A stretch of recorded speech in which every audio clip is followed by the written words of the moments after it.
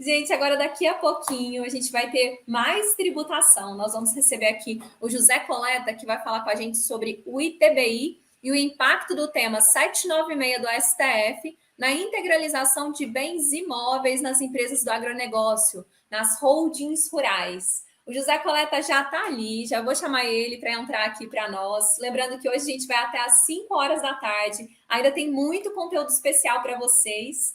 José Coleta, já vou te chamar aqui. Seja muito bem-vindo, um prazer te receber. Fica à vontade aqui, eu vou estar aqui, qualquer coisa é só me chamar que eu vou ficar aqui no cantinho. Ok, muito boa tarde a todos. Obrigado, Lohane, pelo convite. Quero agradecer a Ábreda por esse convite e também parabenizar por esse congresso maravilhoso de temas tão importantes para o enriquecimento, né, do agronegócio. Quero me apresentar, primeiramente, né, meu nome é José Roberto Coleta, sou advogado, contabilista, administrador de empresas, atuante no agronegócio, sou pós-graduado em Controladoria e Finanças, membro do IBGC, conselheiro fiscal certificado pelo IBGC, e atualmente presido a Comissão de Direito Empresarial e Tributário da OAB, aqui de Olímpia, né, da nossa cidade. Então, vamos direto ao tema, porque o nosso tempo é bastante apertado e curto, né? Mas por que esse tema? O que esse tema causa para o produtor rural, né? O que tem a ver a questão do ITBI na história do produtor rural? Porque toda vez que a gente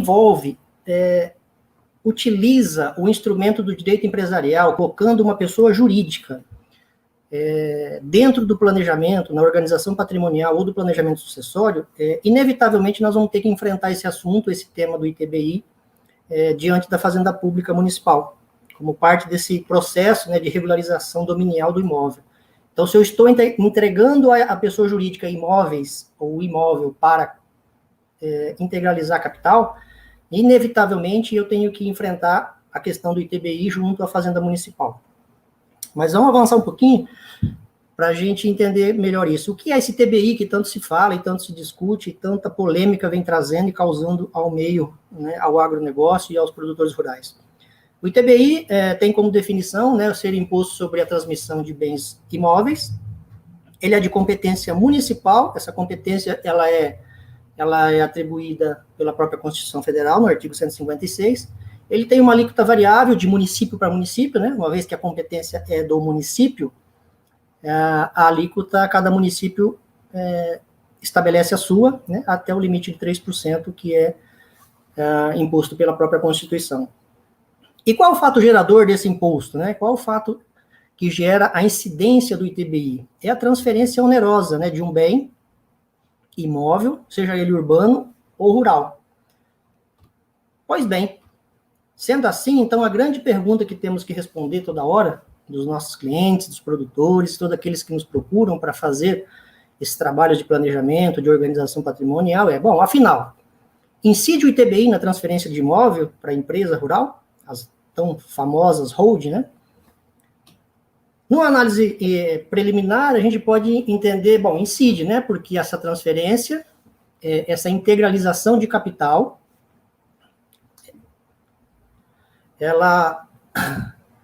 essa conferência de bens para integralizar capital, ela é considerada onerosa, uma vez que eu estou dando um bem imóvel para fazer o pagamento de uma subscrição de cotas de capital na pessoa jurídica que está sendo constituída ou naquela que está sendo feito o aumento do capital social. Então, então aí a incidência do ITBI, nesta análise preliminar, sim. Porém, né, temos aqui a imunidade tributária trazida pela própria Constituição Federal, né, que estabelece a seguinte regra para este tributo, né?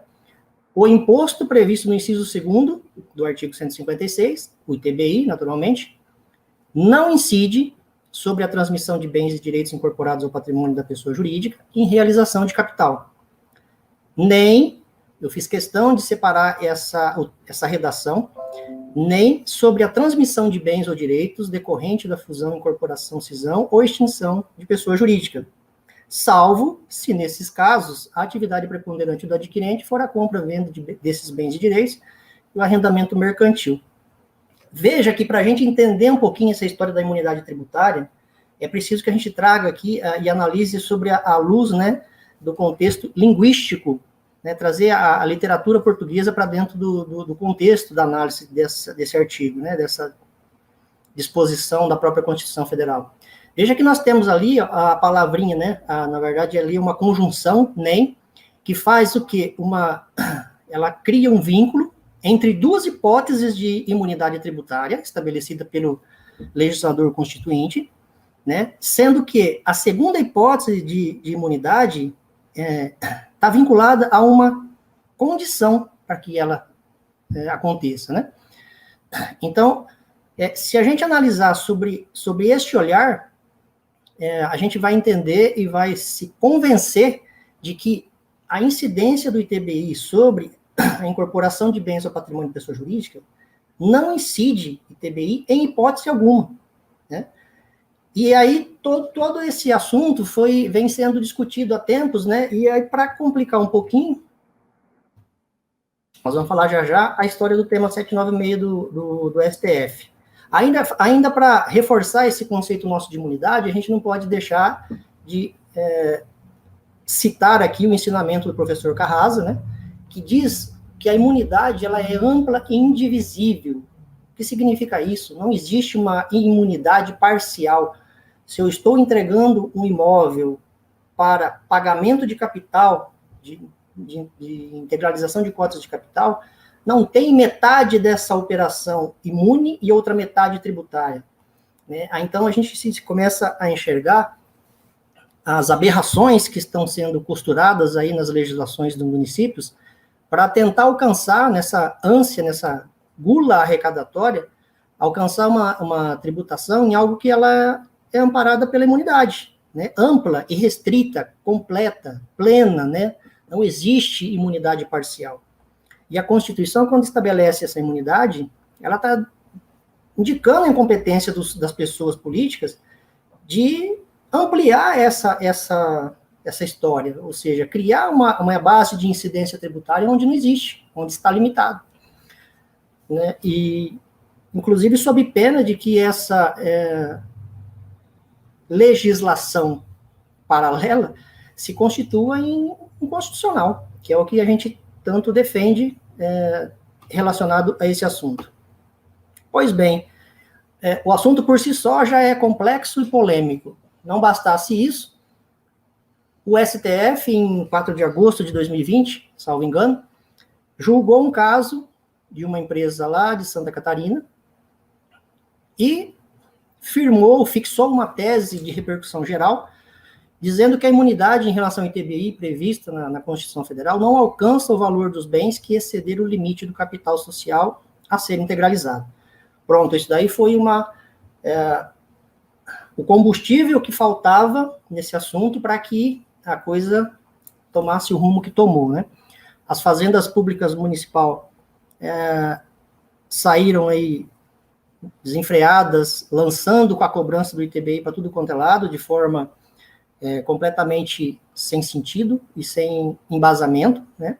Porque nós temos que entender que essa decisão do STF, ela não é aplicável aos casos em que nós utilizamos um imóvel para integralizar o capital na sua totalidade, né? O que significa isso? Nós vamos colocar isso em exemplos práticos aqui, ó. O caso que foi julgado pelo STF é de uma empresa lá de São João Batista, de Santa Catarina, onde a empresa integralizou um capital social de 24 mil, transferindo 17 imóveis, cujo valor histórico total declarado desses imóveis era 802.724. Aí a Fazenda Pública, a hora que foi analisar o pedido de isenção do ITBI, de imunidade do ITBI, lançou a cobrança sobre a diferença de 24 mil para 802, cobrando, então, o ITBI sobre 778.724. Bom, pior que isso foi a empresa, ao redigir o contrato social, e aqui não cabe nenhuma crítica, porque pode haver aí os seus motivos para este procedimento adotado, né? A empresa informou que estava entregando imóveis, né, no valor de 802 mil, e que a diferença de 778.724 reais constituiria uma reserva de capital. E foi exatamente aí, neste ponto, no 778.724, que o STF julgou, dizendo que era cabível, é possível sim, a incidência do ITBI sobre este valor. Por quê? Reserva de capital, gente, para quem tem entendimento contábil e societário, vai entender perfeitamente que reserva de capital não é capital social. Então, se eu estou integralizando o capital social de 24 mil, entregando imóveis que valem 802, a diferença realmente, e registrando contabilmente que esta diferença é uma reserva de capital, tem toda a razão o STF e o fisco na cobrança desse ITBI. Porque o imóvel que está sendo entregue à pessoa jurídica, ele não está sendo entregue na sua totalidade para integralizar capital social. Né? Daí toda essa celeuma que criou em torno desse assunto e toda a confusão que vem sendo criada com os lançamentos de cobrança de TBI por parte das prefeituras, dos municípios, e pior, várias decisões dos tribunais estaduais de justiça, pegando como fundamentação esse julgado e dizendo que incide, sim, o ITBI sobre essa diferença, né? Então, veja, esse valor estava na declaração dos sócios, né, 802 mil, e foi integralizado 24 mil. Veja o que deveria ter sido feito para que não houvesse essa decisão da forma como foi esculpida pelos ministros do STF, né? O capital social da empresa deveria ter sido 802.724, e aí sim a empresa entregaria para, os sócios entregariam para a empresa um lote de imóveis, né, registrados em suas declarações de imposto de renda pelo valor histórico, valor de aquisição, né?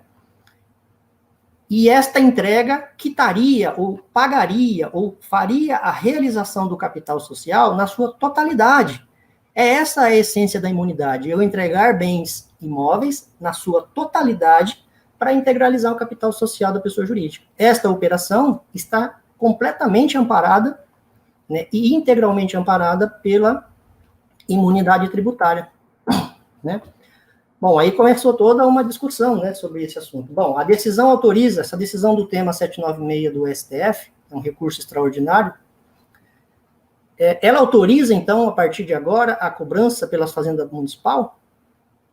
Não autoriza. A cobrança sobre a suposta diferença entre o valor do capital social e o valor de avaliação unilateral, que muitas vezes é arbitrária, não tem nenhum nexo, não tem sentido, e não tem nada a ver com o caso julgado pelo STF, no tema 796. O que nós estamos vendo por aí é que essa diferença ela está sendo criada artificialmente pelas fazendas públicas municipal, estabelecendo um critério de mensuração e avaliação dos imóveis totalmente subjetivo, não guarda nenhuma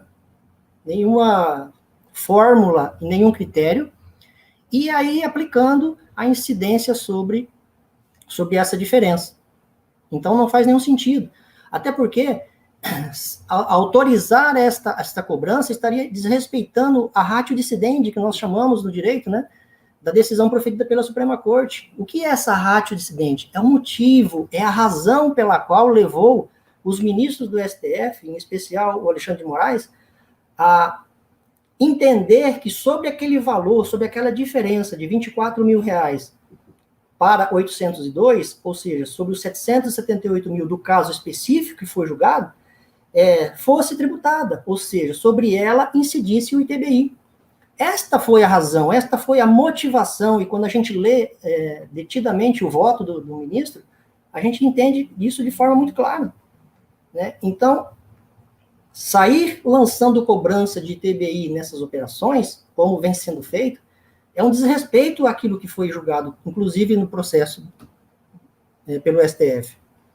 E também viola a imunidade esculpida pela Constituição Federal em absoluto, né? É uma afronta àquilo que diz a Constituição.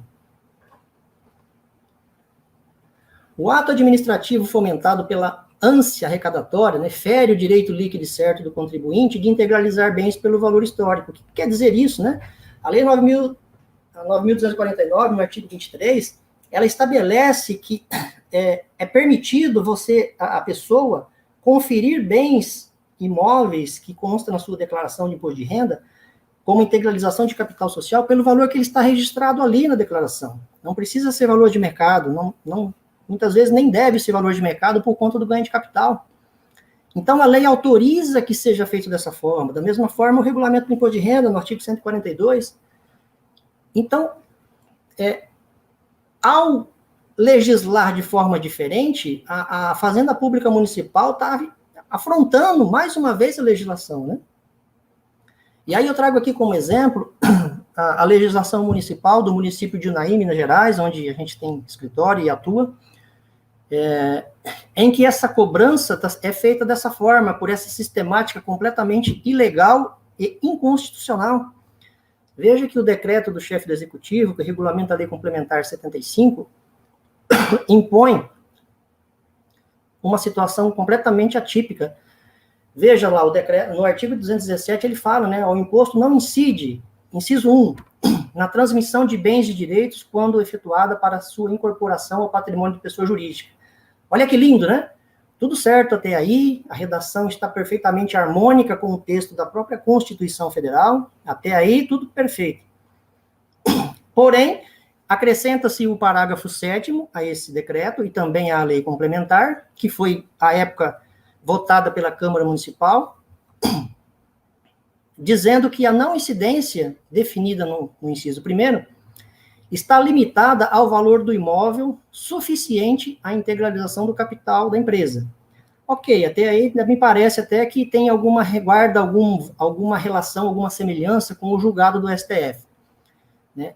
O valor do bem integralizado que ultrapassar esse limite será tributado normalmente. Ok, se aqui nós estivéssemos falando do mesmo caso, da mesma motivação que gerou a análise e a decisão do STF, eu até concordaria. Né? No entanto, não é assim que se procede. O procedimento de arrecadação é uma aferição do valor do imóvel que está sendo integralizado, feito por um agente da prefeitura, do município, que vai até a propriedade rural, no caso, faz uma avaliação, sem critério algum. Pior que isso, vai num outro momento avaliar uma outra propriedade vizinha, estabelece um outro critério de avaliação e atribui a ele um outro valor, completamente sem nexo e em perfeita afronta ao princípio da imunidade tributária. Então, veja que o município está lançando mão de um sistema tributário que não faz nenhum sentido. Isso tem causado um prejuízo gigante para o produtor rural que quer se organizar, que quer se profissionalizar, e que precisa, dentro de um seu planejamento sucessório e organizacional, e também patrimonial, inserir o instrumento da pessoa jurídica. Né? É muito comum hoje, quase que instantâneo, né, todos os processos de planejamento, de organização patrimonial, a gente trazer a figura de uma pessoa jurídica para recepcionar o patrimônio, os bens imóveis, e a partir dali, né, se implementar um planejamento da forma como se deseja, como se deve ser feito, observando as particularidades de cada família. Então, a decisão do STF relativa ao tema 793, por esses argumentos técnicos expostos, né, e aqui não dá para a gente aprofundar muito, mas eu até emiti um parecer técnico bastante interessante sobre esse assunto, não se aplica a holding rural em hipótese alguma, né, desde que o capital social corresponda à soma dos valores históricos dos imóveis rurais integralizados. O que eu disse há pouco, ou seja, quando eu entrego um conjunto de imóveis ou um imóvel na sua totalidade para integralizar um capital social na sua totalidade, sem criar a figura de reserva de capital ou qualquer outro instituto contábil ou societário, não há que se falar em tributação do ITBI.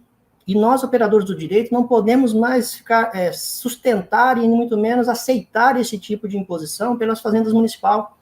A gente está tendo uma série de processos de organização em que a gente vai fazer o trabalho, vai até a Fazenda Municipal solicitar a guia de isenção de ITBI e sai de lá com uma guia de ITBI para recolher. E com isso, ou a gente tem dois caminhos, ou enfrentamos esse assunto no judiciário, que é o caminho mais lógico e é o que eu sugiro que deve ser adotado, né? Ou a gente paga o imposto, cede aí ao absurdo legislativo do município e regulariza o registro do imóvel daquela propriedade.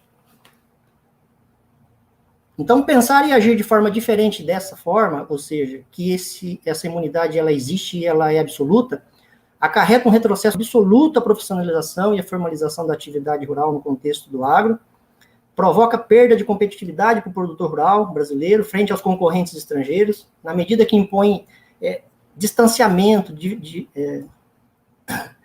impõe barreiras para implementar nesses produtores um maior nível de governança corporativa e de transparência dos seus negócios, né?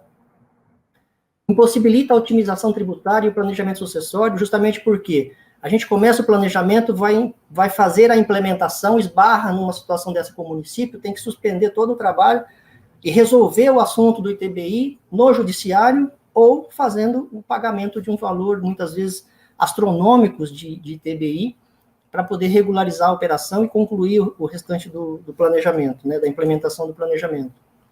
Traz prejuízos imensuráveis para o setor, né, essa locomotiva que sustenta o país, e isso foi mais do que provado agora durante o período de pandemia, né, se não fosse o agronegócio, esse país tinha virado, né, desaparecido, por conta de que a economia que move, que sustenta esse país é o agronegócio, né, e vem crescendo de forma exponencial.